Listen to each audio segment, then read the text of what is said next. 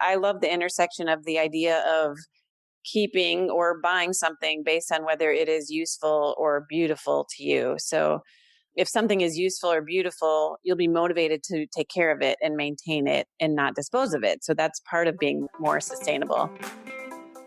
Welcome to Spark Joy, the podcast dedicated to celebrating the KonMari method and the transformative power of surrounding yourself with joy and letting go of all the rest. With your hosts and certified KonMari consultants, Kristen Ivy and Karen Sochi. And now, here's the show. Our guest today is Melissa Rappaport Schifman. Melissa is founder of Green Intention LLC, where she writes, speaks, and advises clients on healthier and more sustainable homes and workplaces. She has her MBA and MA in public policy from the University of Chicago and lives in Minneapolis with her husband and 2 daughters. Welcome to Spark Joy, Melissa. Thank you. Thanks for having me. It's interesting because we have a couple of things in common. In my past life, when I was working for a big consulting firm, I supported the Department of Energy and all things energy efficiency and high performance building and sustainability. So I'm thrilled to have you on so we can really start to talk about the intersection of organizing and sustainability. But first, I would love for you to tell me a little bit about your journey. What kind of drew you in terms of focusing your career on green living? Okay, yeah, that's a great question. I came into the green building movement from 2 directions, really both professionally and personally. Professionally, I have a finance background and have a solid grounding in looking at upfront investments that save money over time so they make sense financially. And so many sustainability investments do that. I felt like I could really lend my expertise to help people make more informed decisions that benefit their pocketbook. On the personal side, it's really been about my health and my family's health. I have allergy-induced asthma, and I'm super sensitive to mold and chemicals. So when we had our first daughter, I became pretty obsessed with the impact that our own homes have on our health and well-being. You know, we typically think about food and exercise in terms of what affects our health. But the quality of our water, the quality of our air inside, and the materials that we touch and live among really have a huge impact on our health. Buildings just have a big impact overall on our health and well-being, as well as on the environment. So about 14 years ago, when we had 2 little girls and we were living in a condominium, we decided it was time to buy our first house. And that led me down the path of LEED certification. So LEED is an acronym for Leadership in Energy and Environmental Design. It's a holistic green building rating system that really just lays out best practices for building more sustainably around energy, water, landscape, materials, and health. And so I really wanted to understand what are the costs and benefits of LEED certifying our own home. So that really got me into, let's look at our home. Let's look at buildings that businesses are in, nonprofits, their effect, the cost of operating the building, the health of the occupants, and then the overall impact on the planet's resources. It sounds like that for you, much like a lot of people who do home organizing, it started with a personal journey to think about your own health and well-being and that of your family, and brought you to wanting to learn more about green building and the sustainable home movement. For our listeners who may not be really familiar with what all of that means, can you break it down into some of the basics? Sure. At its root, it's really a public health issue. People think about, we need to save the planet. Well, the planet will be here, but the planet provides us with clean air and clean water and food. And so if we don't take care of the earth, we don't get to drink, eat, or breathe. And it's sort of like, what is more basic than that? So that's kind of the sustainability piece, is making sure that the earth can continue to provide us as humans with, our livelihood. So then the other piece to help simplify it is that if it is on your radar, but you get overwhelmed by it, I always say, start with your own home. It's the one thing you have control over. And you don't need to do everything. I mean, in my book, I lay out a lot of different components where you can plug in. But there isn't really one definition of, well, this is a sustainable home and this is the perfect home and I can never get there. It's knowing that every action does make a difference. And so you can plug in where it matters to you and feel good about it. Speaking of your book, Building a Sustainable Home, you provide a framework for this very big idea. As you mentioned, green living, sustainability, super big concepts. So similar to KonMari really providing that framework around the big concept of organizing a home, you provide a similar place for all of this to sit.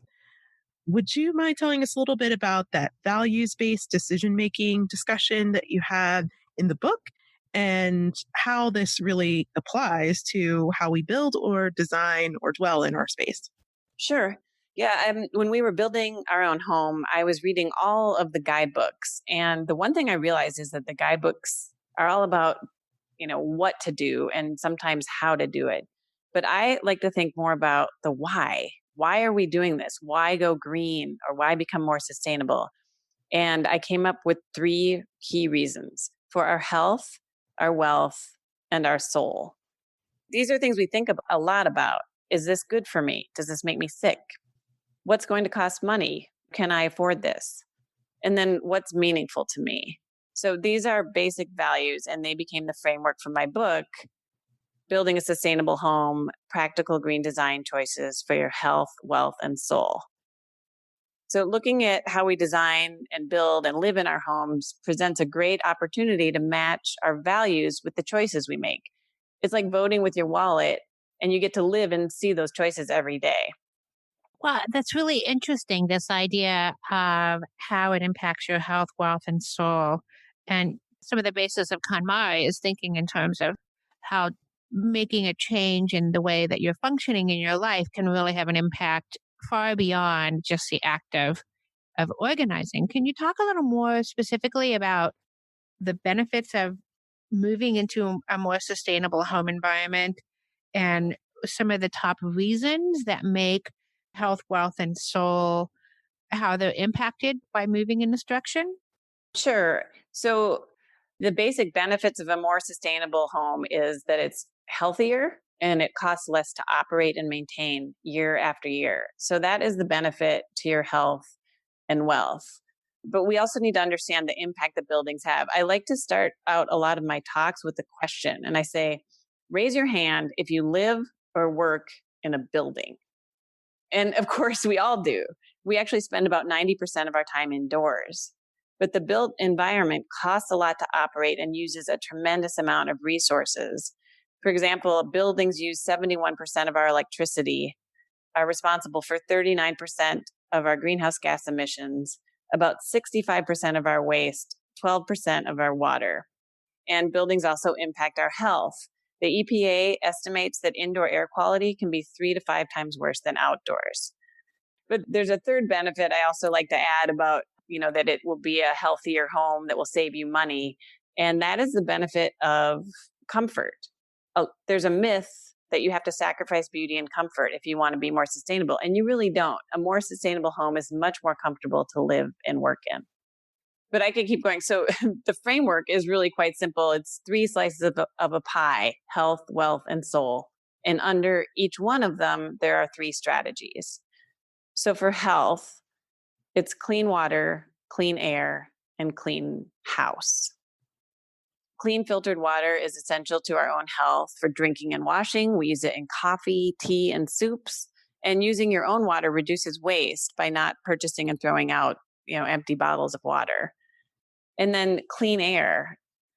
I already mentioned that the EPA says that indoor air quality can be 3 to 5 times worse than outdoor. So we need to make sure we don't bring in materials that off-gas harmful chemicals like, using no VOC paints or formaldehyde-free cabinetry. And then looking at how we ventilate and filter our air is really important as well. Then the second slice of the pie for our wealth. And because I'm kind of a numbers geek, my number 2 goal after having a healthy home was to invest upfront in more sustainable technologies that would lower our operating costs year after year. And the 3 components here are energy efficiency, water efficiency, and durability. So by investing in things like, an example is triple pane windows, or a ground source heat pump. Those things may cost a little more upfront, but our house costs less to operate year after year. And then there are a lot of things that actually don't cost more. And so I can help dispel the myth that sustainability always costs more. So you can really just stop there. You don't need to be an environmentalist. You don't need to care anything about our planet or the climate. And being more sustainable will benefit your health and your wealth. But we all know we're part of something bigger and that we're connected to this one earth. So being more sustainable is really about our survival on this planet, and it's about our children's future. So that's kind of what I mean by soul, which is the third section of the book. I talk about the things that might not have an immediate impact on your health or on your wallet, but they do help us tread more lightly on the planet. And the things to consider here are materials that we purchase. Are they recycled or reclaimed? Are they locally manufactured? Is the wood harvested from a sustainably managed forest? And what happens at the end of its life? Can it be recycled? The second piece under for our soul is landscaping. So things like, do we manage our stormwater in our own, backyard? Do we have beneficial plants for bees and butterflies? Do we limit the size of our lawn so we don't need to irrigate and mow it, which takes a lot of resources? And then the final one is the location of your home, which affects your commuting patterns, where you shop, and how active a lifestyle you have. So that's the sustainable home framework. And it's 9 pieces of the pie, which are 9 chapters in the book. And in reality, all 9 of these things really help us tread more lightly on the planet and conserve resources and waste less. And that I really think speaks to our hearts and our emotions and our sense of moral responsibility. So true. And I really feel if you tackle a portion of the pie, maybe just a quarter, maybe just 3 things, I think moving in that direction is just so valuable and kind of usually has that effect where you see that change and therefore you want to push the lifestyle a bit further. Yeah, for sure. It is a lifestyle change and it's sort of a mindset. And that's where I think it sort of flows and intersects really well with the organization and KonMari method of it being more of a mindset and a lifestyle. It's not just a methodology. It's sort of, looking at things with a sustainability lens. And it does take a long time, to make your home more sustainable. You can't do everything at once. And, some things like, for example, we're trying to, get off burning fossil fuels. And we had a gas powered dryer and it finally broke and there was no replacement part for it. So that was a good opportunity to switch to an electric dryer. Exactly. So just when that opportunity presents itself, really making that choice through the angle of figuring out how can we be most sustainable in our thinking and in our materials choices. And you did a great job of describing all the different ways and layers from landscape to air quality to the materials that you choose for your countertop, everything that is involved in this whole idea of creating a sustainable space. Are there any characteristics of a sustainable home that are kind of unexpected or less glorified that we might be overlooking? Yeah, I mean, I guess, when a lot of people think of sustainable homes, they immediately think of solar panels. And then they also Right. think, well, I can't do that. I can't afford it, or I don't have a roof that faces south, or, it can be a hurdle to just get solar panels. And I would say that's one of the last things you'd look at, but it's something that you can see. So there are a lot of elements of a more sustainable home that you would never see, things like triple pane windows. You can't see that. Ground source heat pumps or electric heat pumps. You don't really see those unless you go into the mechanical room. One thing that I really like, one of my favorite things for landscaping, if you're getting your yard ready, we have this sort of vision of that everyone needs to have a yard, and mowing lawns actually is pretty bad from an emission standpoint. I mean, did you know that an hour of mowing a lawn with a regular, gas powered mower is the same emissions as 40 cars? Wow. Wow. But if you think about that, that's just kind of disgusting about all the emissions that are going on outside your house, and you're breathing that air in. It's coming in through your windows and your screens. And it's not that the lawn is anything not sustainable by itself. It's sort of how you treat it, and it's what it could be. instead of a lawn. So if you're mowing it and you're irrigating it, those are resources that might be better used elsewhere. Like you can decrease your water usage if you don't have to irrigate a lawn, and you can improve your indoor or your outdoor air quality if you don't have to mow it, and save time and money on not having to mow it. So if you can replace even part of your lawn with a wildflower garden of native and adaptive wildflowers that are drought tolerant and require no irrigation, require, very little maintenance, a little bit of weeding, if any. And they also attract bees and butterflies, and they're beautiful. And so, that's sort of a really beautiful and not too difficult thing to do that makes your home a more sustainable home also. My sister lived in Arizona for many years, and I would go visit them and noticed that there were many people in Arizona who put in all of the time, energy, money, and resources into having a lawn that really was the complete opposite of what the environment was meant to sustain. So there would be people who either had the green, grassy lawn that you were just describing that required mowing and lots of water. And then there would be people who had basically a desert front yard that just maybe a little more manicured and maintained, which of course required a whole lot less energy and resources and really looked a little more natural in that environment. So I do think that that is something that when people are thinking about how they can make changes in their homes, what is the environment more suitable for? And I'm going to assume that the green movement has impacted a lot of the things that you have in your own home and the way that you manage your own life and lifestyle with you and your family. Has the green movement ever intersected in an interesting way with the way that you organize or declutter your home? Yes, for sure it has. I mean, first, I love the intersection of the idea of keeping or buying something based on whether it is useful or beautiful to you. So if something is useful or beautiful, you'll be motivated to take care of it and maintain it and not dispose of it. So that's part of being more sustainable. On the organization side, I turned to the kitchen for one example. And one way to reduce packaging waste is to buy in bulk. And then, you need to have containers to put your bulk supplies in, like rice and flour and legumes. And glass jars are a beautiful way to organize your pantry. And then you're also reducing waste.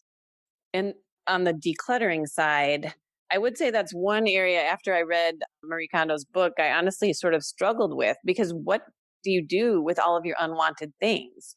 And in her introduction, I just reread it, and she said she helped one client throw out 245-liter garbage bags, 200 bags. Just she threw them out.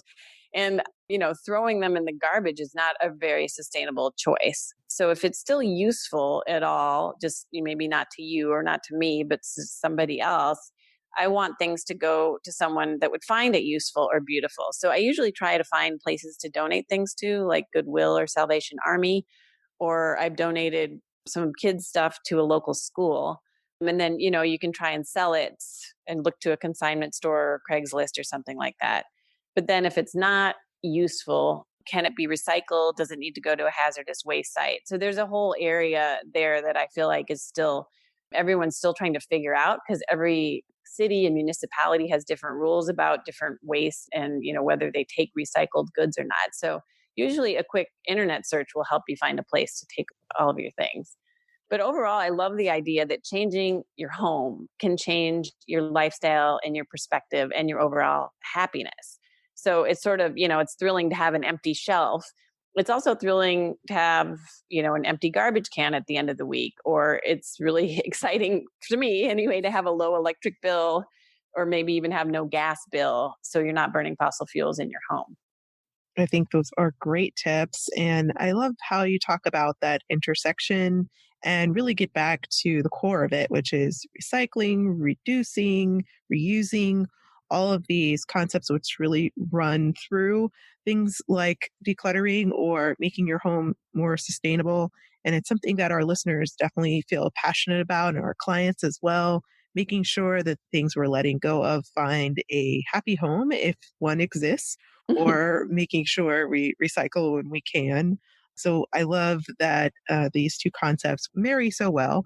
Yeah. And it's all about sustainable living from every aspect, really, in the physical sense, in the home, having a stability and sustainability when it comes to our finances and the things we purchase, buying fewer, better things. All of these things are all kind of organically in the same pot here. And with anything that is kind of against the grain or revolutionary or kind of shaking up the way we do things, there can always be a little bit of pushback that we anticipate or a little bit of resistance. Sometimes these things can feel like they could be a bit out of budget or out of reach. So, coming from your background of finance and definitely understanding the true cost of building sustainably, could you give our listeners some tips on how we could feel like this is a little bit more in the scope of what we can achieve in our new design or renovation? Yeah, sure. I mean, I view it as one of the biggest myths about sustainability is that it costs too much. And it really is not true. There are examples of things that don't cost more, like low flow faucets and toilets don't cost more than regular flow faucets and toilets, and you'll save money on your water bill. Another example is Energy Star rated appliances for like refrigerators and freezers and dishwashers and things like that. They don't cost more upfront and they will save you money on your energy bills. Sometimes it does require more money upfront. I gave the example of triple pane windows or, a better insulation, but it's often only a small percentage higher than, a similar product, and you'll get much better performance. And if you're building or remodeling and you're borrowing, it can be rolled into the mortgage. And many investments can be cash flow positive from day one because you're saving money every month on your utility bill. So you really just need to look at, what is the incremental cost that you're going to be paying? What are you comparing it to? And then, what will you be saving month after month for as long as you live in the house? And then can that value actually be passed on to the next owner? The question, does it spark joy, is a simple one, but not so easy to execute alone. Extend your tidying experience by joining the Spark Joy Club, our online community filled with our clients, fellow listeners, and KonMari enthusiasts ready to support your journey. If you find yourself buried under clothing, stuck on storage, or pointing fingers at untidy housemates or family members, we want to help you finish your tidying journey once and for all. Support the show at the Joy Riser level and receive access to our exclusive virtual community, as well as the Tidy Home Joy Journal, your #1 tidying companion. Visit sparkjoypodcast.com and click on Join the Club to get started. And now back to the show.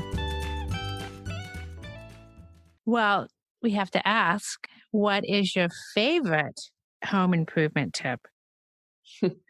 Well, I already talked about the, limiting the size of your lawn and making wildflowers there for the bees and butterflies. And as you might imagine, it really depends on your values. I mean, that's, going to be what I say to everybody because it depends on what your goals are. For us, our #1 goal was, to have a healthy home. And in the book, the first tip is to filter your water.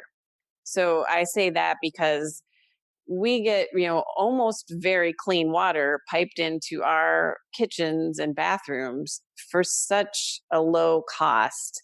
Do you know how much it costs per gallon of water that comes from your tap? Do you guys know? No idea. Yeah, most people have no idea. I mean, the water bills are pretty incomprehensible in a lot of cities. It's in units that are not gallons, some of them are. And then there's all these extra fees and charges. But overall, the average cost per gallon of water out of your tap is a half a penny per gallon. So I did a little financial analysis of, if you were to buy the cheapest bottled water, like from Costco, say, and drink 8 cups a day, which is kind of the, average recommended daily allowance of water, you would spend about $300 a year on that bottled water. And if you, purchased any other bottled water, it would be a whole lot more than that.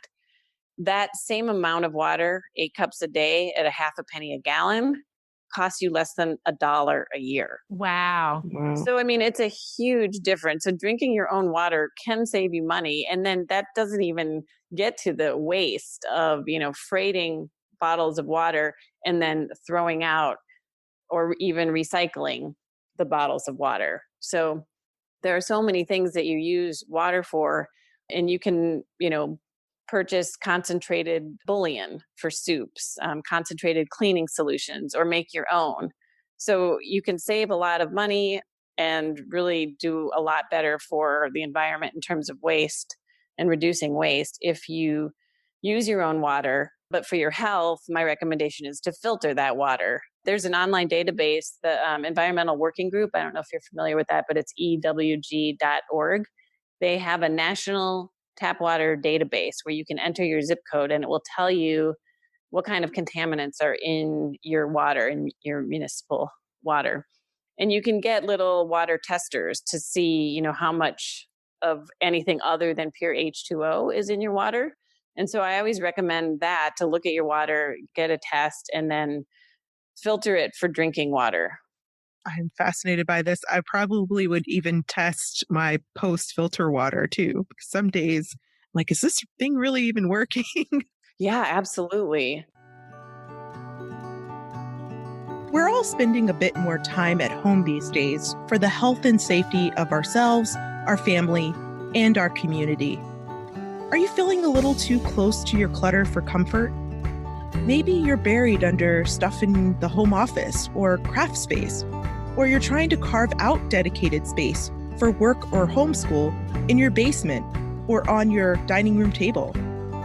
Or maybe you've noticed just how much time you're wasting looking for important papers and emails instead of shifting your time, energy, and resources towards the things that truly matter. During quarantine, my number one priority is to get as many people as possible clutter-free and prepared for the other side of this challenging season. If you're regularly asking yourself, where should I put this? Or am I letting go of enough? Or am I even doing this right? As you KonMari, a customized virtual tidying experience may be the perfect next step for you. While stay-at-home ordinances are activated, I'm continuing to offer virtual KonMari-based active tidying lessons, including a Tidy Desk special, perfect for those working or learning from home. Visit fortheloveoftidy.com and click Free Consult to discuss the various virtual organizing options available to help you dig out and choose joy, once and for all. Well, very interesting. A lot of great tips for our listeners today. And we have to ask, at this very moment, what is sparking the most joy for you? What is sparking the most joy for me? Well, I would say the thing that I'm working on right now is decarbonizing our home. And I know that sort of sounds like a mouthful. It's sort of the same thing as making it more efficient, but also electrifying it. So, because with climate change, I mean, I really believe we're in a climate change crisis, and that, we need to step up and motivate everyone in our nation to, wean off of fossil fuels. And so our primary fossil fuel powered appliances in our home are the stove, the dryer, the heater, and hot water heater. So when we first moved in, we experimented with an induction stove. We have a 2-burner induction stove, and then we were sort of afraid to get rid of the whole gas stove. But we almost exclusively only use the induction stove. It heats up water way faster. It's safer. We have kids, there's no flame. And when you turn it on, I've just been learning a whole lot more about when you turn on gas. I mean, one of the byproducts is carbon monoxide. That is a poisonous gas. And if you don't have a good ventilation system, you're breathing in some poisonous gas. It's just not good for you. So it's not only just trying to get off of fossil fuels for climate, it's not wanting to burn it in our own house because it's bad for you. So we have an induction stove, and we just replaced our dryer with an electric dryer. I still have to figure out our heater and hot water heater, but we are moving towards electric cars as well. So all of that stuff makes me excited that we can do this in our own home. It's technologically feasible. It's economically viable. some homeowners in St. Paul, Minnesota. They contribute electricity to the power grid by having a really efficient home, and then they have a bunch of solar panels on their roof. And so they use less power than they produce. And so they're returning power to the grid. And that's sort of like the idea of buildings can be of service to our communities is really something I'm excited about. It kind of provides hope for our future. And I'm just excited about helping to transform the whole, building industry. Wow, what a beautiful picture you just painted there. And so inspiring. All of these things you're doing right at home that can really make a difference long term. Thank you so much, Melissa, for sharing your thoughts around the green building movement and sparking joy today.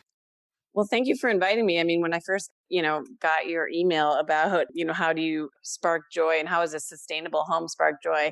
I sort of laugh because sometimes sustainability is not joyful. Like when you talk about what we're doing and, the impact buildings have, it's like, oh, it's just like, how is this joyful? But it really helped to get me thinking about, yeah, it does spark joy to be like, we are making a difference and you can make a difference in your own home. And you have a special way for our listeners to make a difference and get more educated about this whole idea of making their home more sustainable. Can you tell us a little bit more about the special offers you've prepared exclusively for Spark Joy listeners? Sure. Well, I have two. One of them is my book. It's called Building a Sustainable Home, Practical Green Design Choices for Your Health, Wealth, and Soul. And you don't have to be building new or doing a major remodel to benefit from the book. It really touches on so many things about just home ownership and paints and cabinetry and even cleaning supplies. So I think it's beneficial for anyone who owns a home. And then the second one is a half an hour phone call with me. I love doing cost benefit analyses. So for any listener that gets in touch with me from listening to this podcast, I will give them a free half-hour phone call that will help them think through a home improvement project that can be more sustainable and that can benefit their health, wealth, and soul. So the caveat is that you let me write about it and share the story so that other people can learn as well. What a beautiful offer. So valuable. And in order to take advantage of those two offers that Melissa just shared, please do email us at contact@sparkjoypodcast.com. Again, that's contact@sparkjoypodcast.com. And the first two listeners to touch base with us will have the choice of either picking up Melissa's book, Building a Sustainable Home, or taking advantage of that lovely offer to have a cost-benefit analysis on your next home improvement project. Thank you so much, Melissa, for joining us here on Spark Joy. Well, thank you so much for having me. It's been really nice talking to you. Thank you, Melissa. So now we want to hear from you. Tell us your burning tidying questions or share stories about how KonMari has impacted your life. Head over to Apple Podcasts to subscribe and review the show, which helps us reach others along their tidying journeys. To extend your tidying experience, you can join the Spark Joy Club.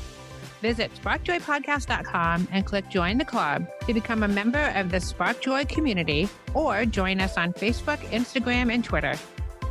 Thanks for tuning in, and we hope your day sparks joy.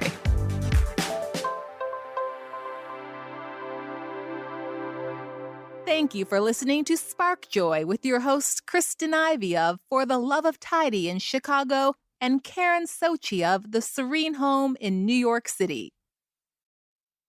Spark Joy, the podcast, is not endorsed by or affiliated with KonMari Media, Inc. The opinions expressed on this episode represent the views of the co-hosts and guests alone and do not represent the corporate position of KonMari Media, Inc. or the KonMari consultant community.